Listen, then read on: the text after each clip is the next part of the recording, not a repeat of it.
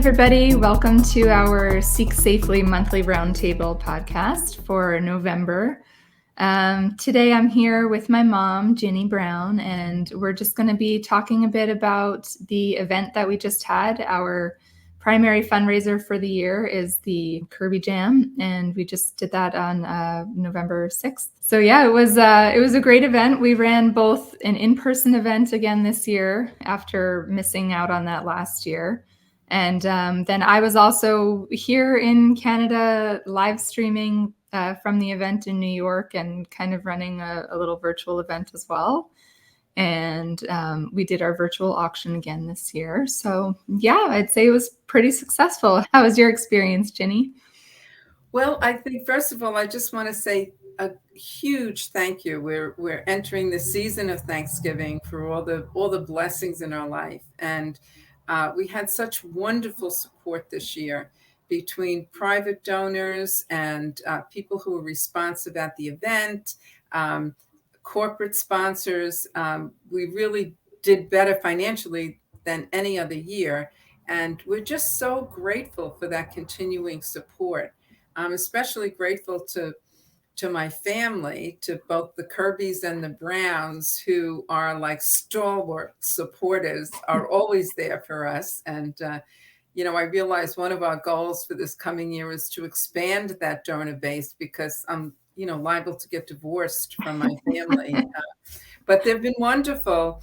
And we have wonderful friends. We have a lot of great blessings in our life. Lots of people who have supported us over the years.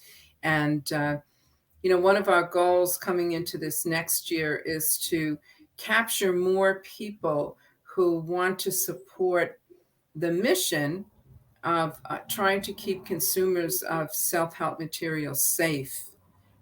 And that's going to be one of our goals for 2022. But we're really grateful. The musicians at the event were phenomenal. They were just absolutely wonderful. I'm so grateful to Fred Scribner, and he brought like a whole entourage of people with him. It was wild as they're setting up. I'm like, oh my goodness, it was great. It was great. Everyone really, really enjoyed the music. And I love having a live event because, we're party people. Yeah, exactly. It was wonderful having a real celebration and a party.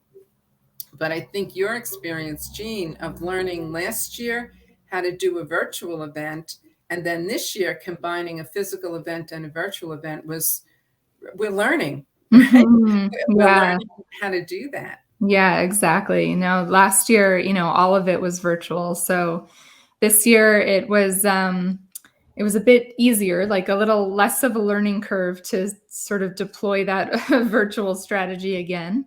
Mm-hmm. But one of the highlights for me was being able to do the virtual auction again, which I love having the auction because I think it's such a nice way for people to support Seek, but then also get some benefit out of it for themselves. So I think people have a lot of fun doing the auction, and then people also walk away with some great prizes. We had like a lot of original artwork every year. We've had that, and that's really like a really lovely thing for people to get. And then also a stay in Ontario, and we had like a beautiful handbag this year, and lots of great options for people. So we always get great feedback from people on the auction. And then running it virtually is really nice because we get people participating from all over the place, both as donors of items and then also as bidders. So at the event itself, we also had raffle items. And I think, when you go to a fundraising event, it's always great to get like a great deal. That's just part of the fun of going, And we had some great raffle items too. And people really enjoyed being able to get some good deals, some really good items, with just having bought a whole bunch of raffle tickets. And I was really glad that the people who came and were able to participate in that are people who have supported us for a long time. And it's really nice to see them walking out with great, with great items. So, Mm-hmm. and I feel like I'm learning more. At the event itself, we projected onto a screen some of the things that you were showing virtually, because we couldn't Mm-hmm. figure out exactly how to do that. So having a separate projector, I was able to show people in the room some of the things that you were showing people virtually. And Right. that worked out great. That really Mm-hmm. did. That really worked out great. Yeah. Yeah, it was interesting on my end doing I was watching you guys party because we had the camera feed from your event, and then I was just kind of sitting up in my attic doing this virtual event. But yeah, I was able to talk more specifically about our impact for 2021. All of the sort of accomplishments we've tallied up over the past year and the reach that we've, calculated that we've had over the past year. So I was able to show that video and then speak to some of those points. And now that we've been running this organization for 10 years, pretty much, we have been able to look at how we've grown as an organization. And, a lot of times we kind of feel like we're just talking out at people and we don't get as much back in feedback. But as we've put these numbers together for this year, it's been really interesting to see that we do have a pretty wide-reaching impact. Yeah, you want to show some of that now for people who may have missed it? Yeah, sure. So I'm going to show that here.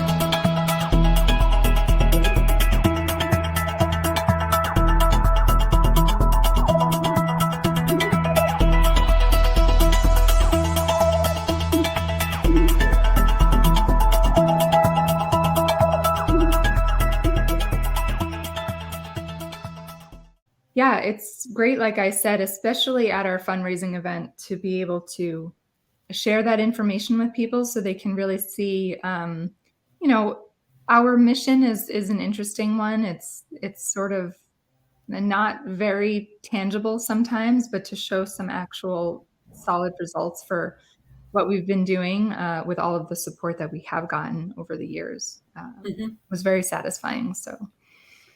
Yeah, that was a great thing that you put together. Talking about being thankful, I'm so grateful to Jean for her skill and expertise and ability to really be bringing this organization to another level, which she has, really started to accomplish in this past year. And I do think the writing the book and now this past year doing the audio book, I think those are two things that will help the organization to continue to grow.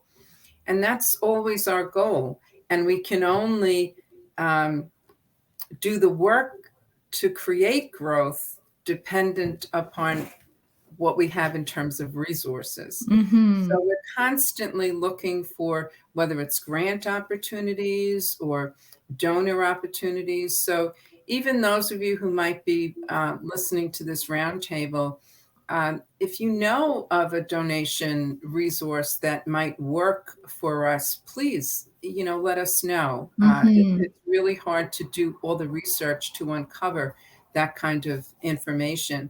But like with any organization, we can only accomplish. We can only do what we have the resources to get the work done. Yeah, exactly. And then one of the other things that we were able, one of the points that comes up in that impact statement is our legislative work, which we've been chasing that for many years now. But that is just kind of how it works when you're trying to create some new legislation. And it's interesting, as we've been moving through this process, we realized this will be, kind of groundbreaking when this legislation when it does get passed. It'll be something quite new. So one of the things that was really cool for our event this year was that both of our sponsors, both Senator James Skoufis is our New York State Senate sponsor, and then Assemblywoman Sandy Galef is our sponsor in the Assembly. So each of them, we invited them to the event, and they weren't able to attend the event, but they both sent us some, like a video kind of explaining their role in the process of creating this legislation. So, and at the event, Jean, Senator Skoufis, we weren't able to get that recorded for you, but Senator Skoufis had sent one of his staffers, Gabby, who did a beautiful job talking about the legislation and the senator's support for it. But if you would like to show those brief videos from our two main sponsors, that would be great. Yeah, exactly. So here we go.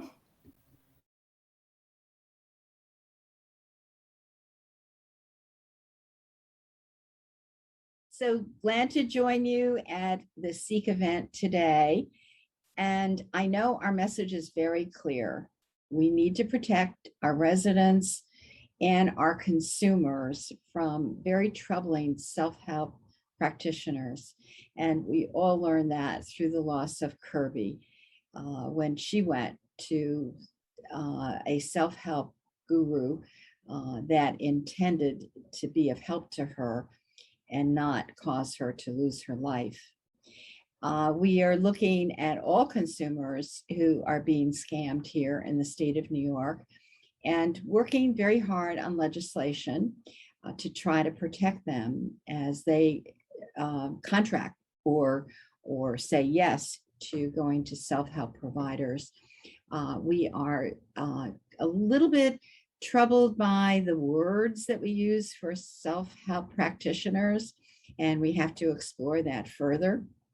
And also establishing some kind of registry with the State Department in New York so that people will have the education and the tools to be able to seek help from the appropriate people. So we have some work to do, and I very much appreciate all the help that Seek offers to us. And we will be working with the Assembly and Senate people in state government to see if we can create the right bill and the bill that will get passed and hopefully be a model for what we can use throughout the country. So thank you all for being there today, and let's keep working to be sure that what Seek is trying to provide to all of us will be a part of New York state law. Thank you so much. So yeah, again, that was Assemblywoman Sandy Galef, who has been our longtime sponsor and champion in the New York State Assembly. And now I'll show a message from Senator Skoufis, our Senate sponsor. Hi, everyone. State Senator James Skoufis here.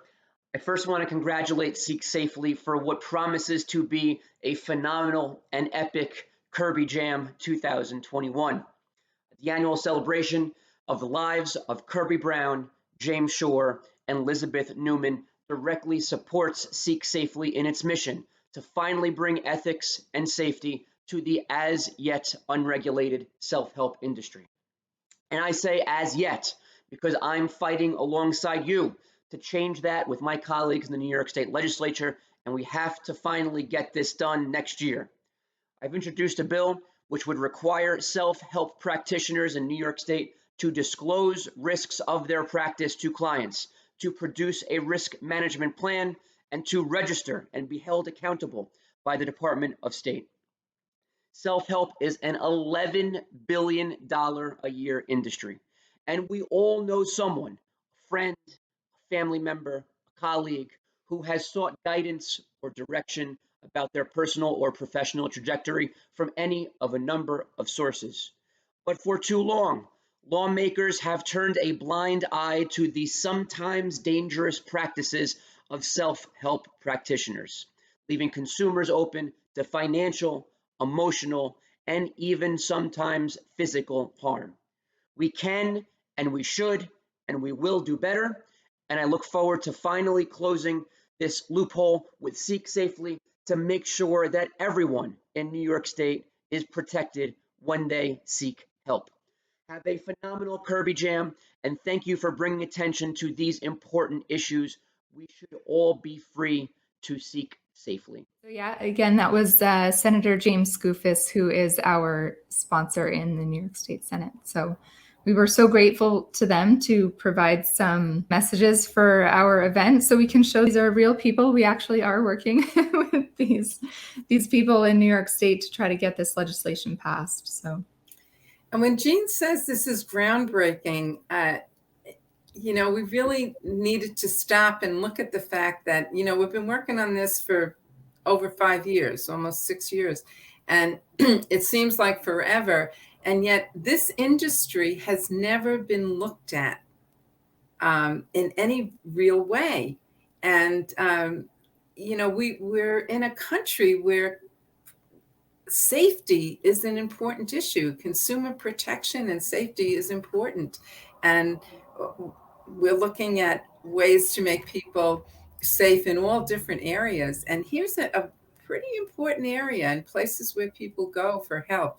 Our concern is also, especially at this time, when people have mental health challenges, that sometimes they're picking up and going to self-help supporters to deal with mental health issues, which is fine. You just want to make sure you're going to the right person. Because there are people out there that are going to take advantage of you, and you're not going to get the help that you may need. So, that's always part of our issue, to help people evaluate where they're going and keeping their eyes open when they're there to make sure that there aren't red flags or things that should cause them to say, yeah, maybe this isn't worth my time and money. Yeah, exactly. And, it's interesting, Senator Skoufis, in his message, he notes that this industry, I think he said $11 billion a year, which is something that we've been trying to say as, all through this time, is that it's not a fringe industry that we're looking at. This isn't small potatoes. This is like a lot of money and time that people are investing in these resources. So, and important. That figure, Jean, represents the United States. Yeah. We know that there are self-help practitioners all over the world.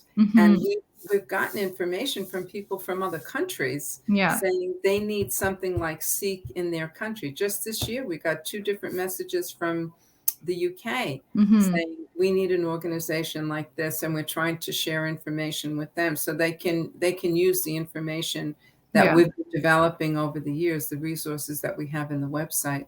So it's kind of a big deal, but no one has looked at this. So we're trying to remind ourselves of that so that we can stay patient.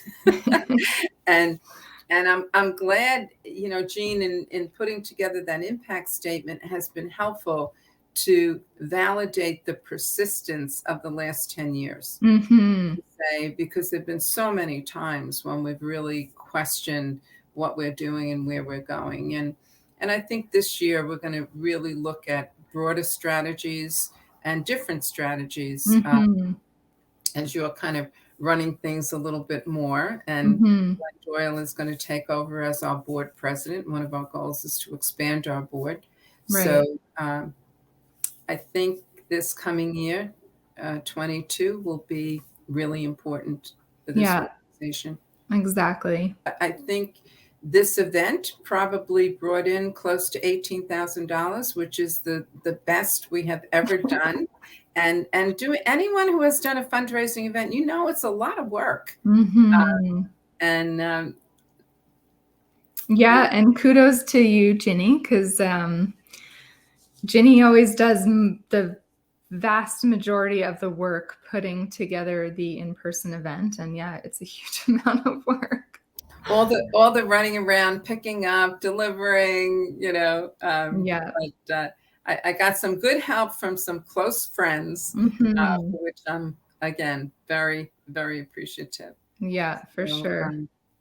I think as we go into this next year, again, we just want to make sure that all of our donors, all of our sponsors, all of our friends really understand just how deeply grateful and appreciative we are for that ongoing support. Mm-hmm. And, sometimes the support, we were honoring Stanley Goldstein this year, who's been a very generous financial supporter. But even more importantly, he's the one who has constantly said, doing a not-for-profit requires persistence. Mm-hmm. Just keep working. Just Mm-hmm. keep working. And gradually, you're going to build more and more over time. And at some point, you will make the right connections that will really push you into the next level. So Mm-hmm. We're very, very grateful to Stanley for his emotional support, his encouragement, his financial support, Mm-hmm.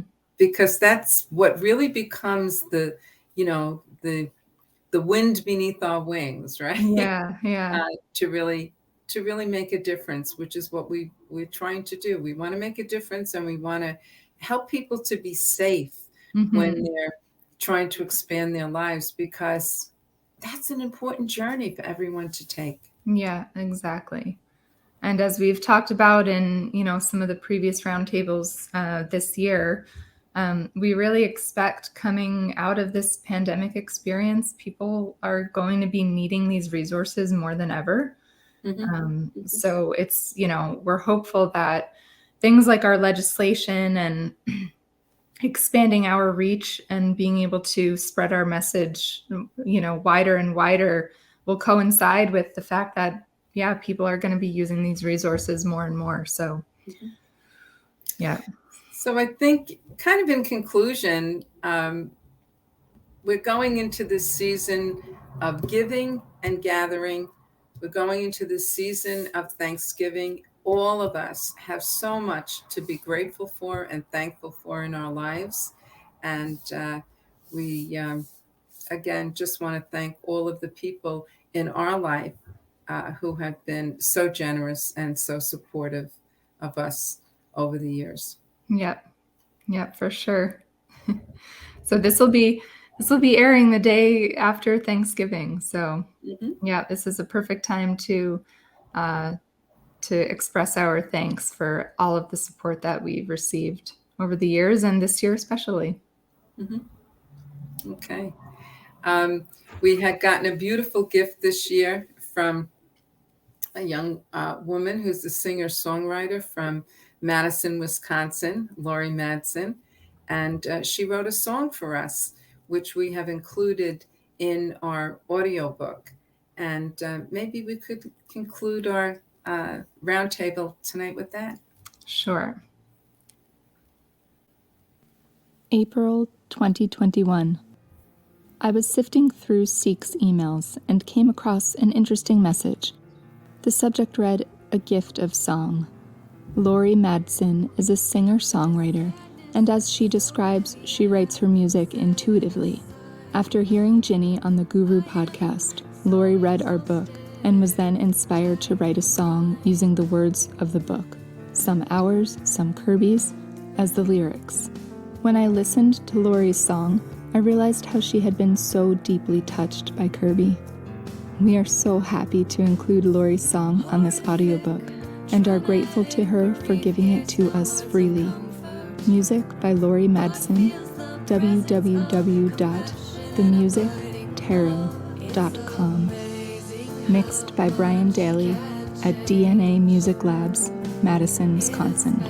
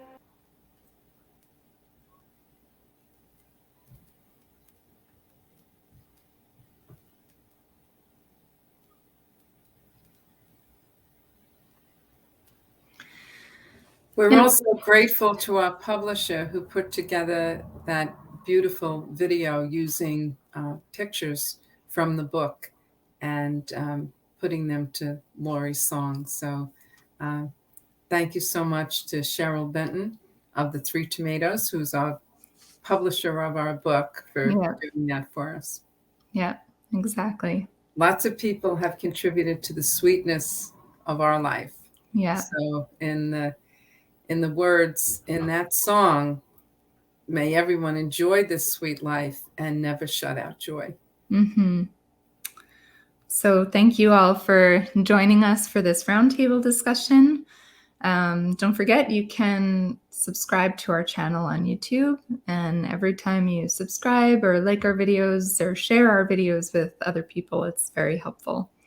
So thanks again for joining us. And again, thank you everyone for all your support this year and since we've been around. Thank you.